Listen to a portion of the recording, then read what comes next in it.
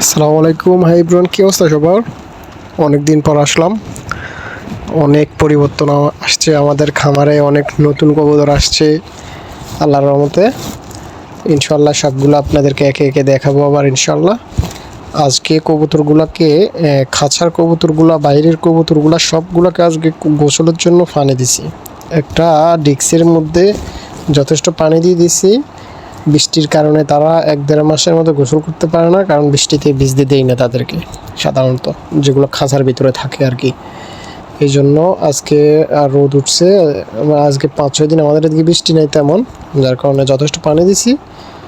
আজকে গোসল করতেছে। অবশ্যই আপনারা কবুতরকে অন্তত মাসে একবার অথবা 2বার গরম বেশি পড়লে দিবেন, গোসল দেবেন। কবুতরকে অবশ্যই আপনার গোসল দিতে হবে, এতে করে কবুতর ডিম বাচ্চা ভালো করবে, রোগ ব্যাধি কম হবে ইনশাআল্লাহ। তো ইনশাল্লাহ সবাই পাশে থাকবেন, আর একে একে ইনশাল্লাহ ভিডিও দেবো ইনশাল্লাহ। সবাই দোয়া করবেন। আর কবুতরগুলো আসলে বৃষ্টির কারণে ডিম বাচ্চা তেমন করে নাই, আলহামদুলিল্লাহ। এখন আবার সব কবুতরগুলো ডিম দিছে, মন্টিং চলছিল।